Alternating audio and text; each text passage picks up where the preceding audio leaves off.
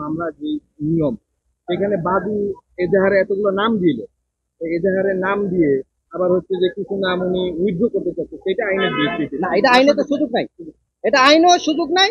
আর ওনার যে বিজেপির যে প্রশ্নটা আসছে সেটা হলো জোরপূর্বক তাকে অপহরণ করে নিয়ে কাগজে স্বাক্ষর করেছে, কি কাগজে স্বাক্ষর করেছে উনি জানেও না, কিন্তু ওনারা বিজ্ঞ আদালতে একটা বিজেপি দাখিল করবেন। আমাদের কাছে মনে হলো যে এটাই মনে হয়তো যে স্বাক্ষর নিয়েছে সেই কাগজটা।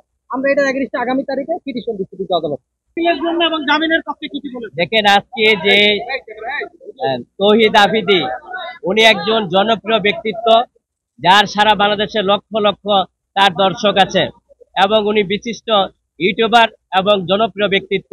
আজকে ওনাকে যাত্রাবাড়ি থানার একটা মামলায় গ্রেপ্তার করে 7 দিন রিমান্ড চাওয়া হয়েছে। আমরা বিজ্ঞ আদালতে রিমান্ড বাতিল সহ আমরা জামিন চেয়েছি।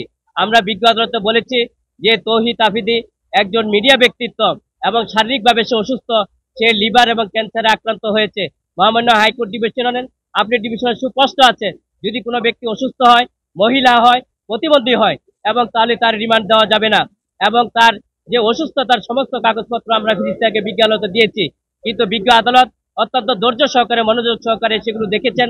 পরবর্তীতে আমরা ওনার জামিন চেয়েছি এই কারণে যে এই ঘটনার সাথে সম্পৃক্ত নাই, যে এই মামলায় 11 নম্বর এজাহারভুক্ত আসামি, এই মামলার যে বাদী, সে হলফ করে বলেছে যে এই মামলায় তার এই তৌহিদ আফ্রিদি এবং তার বাবা নাসির উদ্দিন সাথী এই মামলায় সম্পৃক্ত না, ভুলবশত কারণে তাদের নাম উঠেছে, সেখানে তারা অব্যাহতি পেলে, মামলা থেকে খালাস পেলে বাদীর কোনো আপত্তি নেই, হলফ করে বলেছে বিজ্ঞ আদালতে।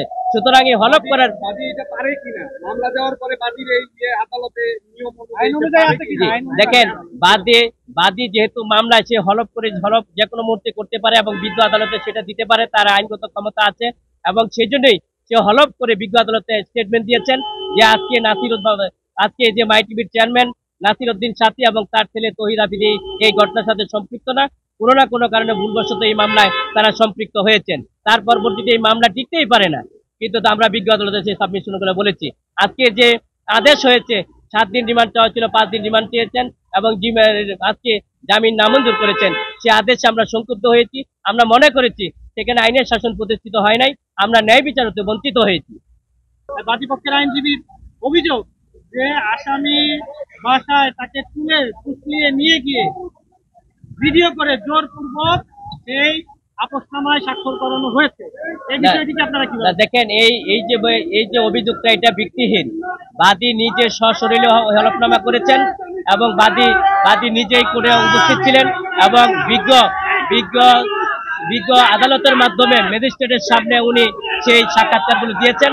সুতরাং এই যে অভিযোগটা, এই অভিযোগটা সম্পূর্ণ ভিত্তিহীন এবং উদ্দেশ্য প্রণোদিতভাবে করা হয়েছে। সম্পূর্ণভাবে বাদী স্বেচ্ছায় এই বক্তব্যগুলো দিয়েছেন, হলফনামা দিয়েছেন এবং তার স্টেটমেন্টগুলো দিয়েছেন বিজ্ঞ আদালতে। সুতরাং এখানে ভুল বুঝাবুঝির কোনো অবকাশ নেই এবং বলা যাবে না যে এটা বাদী দিয়েছে না, এটা বলা যাবে না। এই অভিযোগটা সম্পূর্ণ ভিত্তিহীন এবং উদ্দেশ্য প্রণোদিতভাবে।